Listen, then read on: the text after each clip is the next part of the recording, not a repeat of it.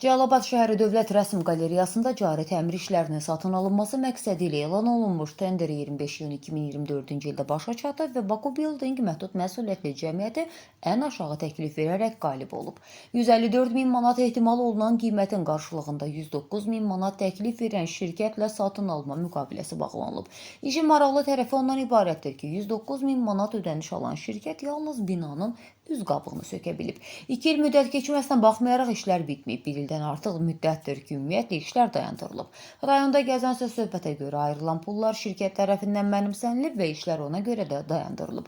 Bununla bağlı xəbərsiz saytı Baku Building Məhdud Məsuliyyətli Cəmiyyətinə sorğu göndərib. Şirkətdən cavab olaraq bildirilib ki, problem Mədəniyyət Nazirliyindədir və görülməyən işin pulu Baku Building Məhdud Məsuliyyətli Cəmiyyətinə köçürülməyib.